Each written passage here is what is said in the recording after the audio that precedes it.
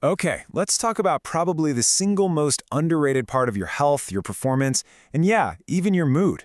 And no, I'm not talking about your muscles or your brain. I'm talking about this vast internal world, an unseen engine that's running inside you right at this very moment, your gut. To give you a sense of just how powerful this engine is, get this. The collective genetic power of all the microorganisms in your gut is 150 times larger than your own human genome. So genetically speaking, you're actually more microbe than human. And that's not just a cool party fact. It's a real measure of the massive influence they have over your entire body. So let's start by getting to know this internal world a little better. In this first part, we're going to break down what this unseen engine actually is. And just as important, what happens when it starts to sputter and break down. You know, a really good way to think about your gut microbiome is as a whole other organ, kind of like a second liver you didn't know you had.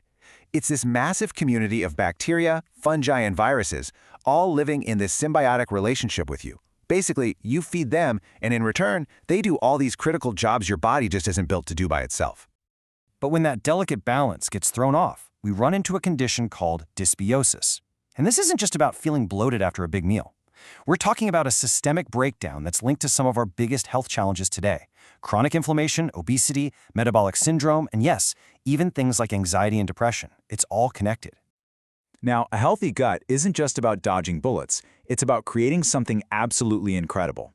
So let's get to the cool part, the super fuel that your body can't make, but your gut microbes can cook up for you. The whole process is actually brilliantly simple. So, step 1. You eat foods that are packed with complex fiber. Now, your body can't digest this stuff, but your gut microbes, for them, it's a feast. They chow down on it, and through fermentation, they produce these amazing compounds called short-chain fatty acids, or SCFAs for short. And among these SCFAs, there is one absolute rock star called butyrate. Think of butyrate as the premium, high-octane fuel for the cells that make up your intestinal lining. It literally keeps the walls of your gut strong, healthy, and intact. And the impact here is massive. I mean, these SCFAs, they don't just hang out in the gut. They're fueling your gut wall. They're tamping down inflammation all over your body, and they even send signals to your brain that tell you you're full. They're a huge part of this gut-brain axis, which is basically a communication highway that directly shapes your mood and how you handle stress. So, if this system is so powerful and so incredible, what's going wrong for so many of us? Well, it turns out our modern lifestyle has introduced a whole bunch of saboteurs that are frankly waging war on this delicate ecosystem every single day. The number one culprit is what we call the Western diet. It creates a really destructive trade-off. Instead of giving our microbes the fuel they need, that diverse, fiber-rich stuff, it just pours fire on the system with refined sugars, way too many saturated fats, and all those processed food additives that actually feed the bad guys in there. But diet is only one piece of the puzzle. The truth is, the assault on our gut health is happening on multiple fronts, and we've got to be aware of the other enemies that are kind of hiding in plain sight. Two other huge saboteurs are chronic stress and antibiotics. Chronic stress can actually compromise your gut lining, leading to what people call leaky gut, where stuff can get into your bloodstream that shouldn't and trigger inflammation. And antibiotics, look, they can be life-saving, but for your microbiome, they're like a carpet bomb. They just wipe out everything, good and bad bacteria, which kills the diversity that you need for a healthy system.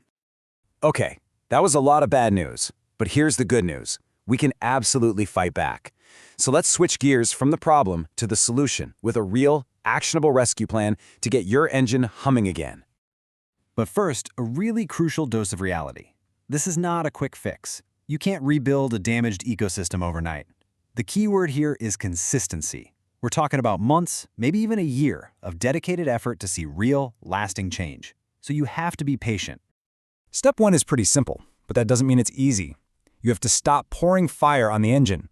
You have to stabilize the whole environment by removing or at least drastically cutting back on the big disruptors. The ultra-processed foods, the added sugars, the artificial sweeteners, all the stuff that's actively hurting your gut. All right, next we bring in the rescue crew, prebiotics and probiotics. Now, people get these two mixed up all the time, so let's make it super simple. Prebiotics are the fuel. They're the specialized fibers that feed the good bacteria you already have. Probiotics are the workforce. They are the live bacteria you add to the team. And to really rebuild, you absolutely need both. So where do you get this fuel?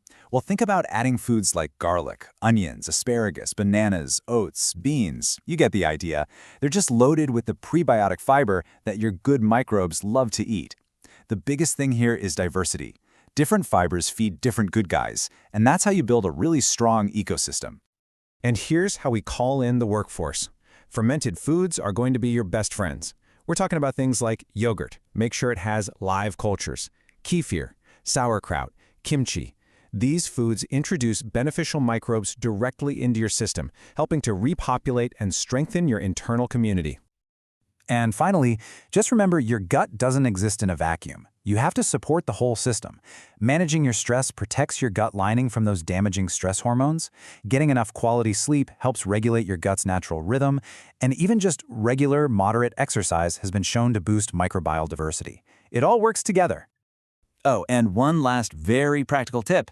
If you're going from a low-fiber diet to a high-fiber one, please start slowly. Give your gut microbiome some time to adapt to all this amazing new fuel you're giving it. A little bit of gas or bloating at first is totally normal as things adjust, but going slow will make the whole process way smoother. So there you have it, a peek inside your body's unseen engine. It is powerful, it's complex, and it is absolutely foundational to your health. So the question now isn't just what it does for you, but what are you going to do for it? Starting today, what's the one first gut-friendly change you're going to make?